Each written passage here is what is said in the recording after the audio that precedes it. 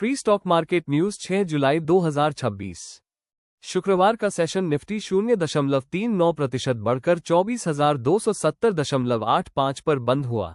ये 2 महीने का सबसे ऊंचा स्तर और लगातार चौथी साप्ताहिक बढ़त थी, जबकि बीएसई स्मॉल कैप में पूरे हफ्ते 1.51% की बढ़त रही।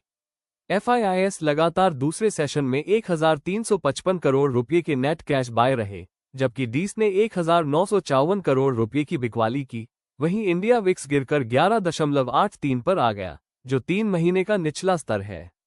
रियल एस्टेट जोड़ 2.3%, फॉर्मा जोड़ 1.5%, ट्रांसफॉर्मर्स घटाव 3.3%, चीनी बिडर टी&डी से जुड़ी चिंता के कारण।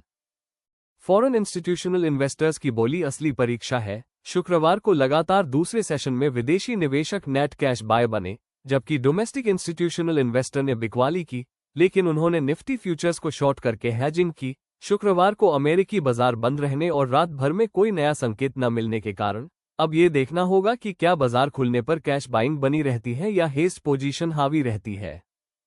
फाइनेंशियल ईयर 27 की पहली तिमाही के शुरुआती संकेत उम्मीदें बढ़ा रहे हैं। रियल्टी और कंज्यूमर सेक्टर की कंपनियों के वीकेंड के मजबूत ऑपरेशनल अपडेट से फॉर्मल सीजन के लिए उम्मीदें बढ़ गई हैं। अब ये देखना होगा कि जो स्टॉक्स पहले ही चढ़ चुके हैं वे अपनी बढ़त बनाए रखते हैं या सेल द न्यूज खबर आने पर बिकवाली का दौर देखने को मिलता है।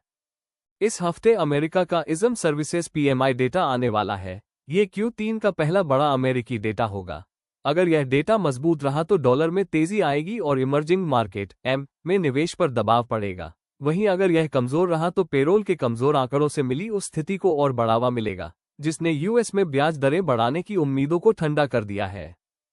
ट्रांसफॉर्मर और टी&डी कंपनियों पर नजर रखें। सरकार द्वारा कुछ चीनी कंपनियों को पावर प्रोजेक्ट्स के लिए बोली लगाने की मंजूरी देने के बाद शुक्रवार को इस सेक्टर के शेयरों में भारी गिरावट आई।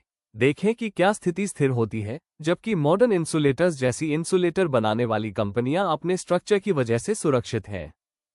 देखने के लिए धन्यवाद। कृपया ऐसे और वीडियो के लिए सब्सक्राइब करें।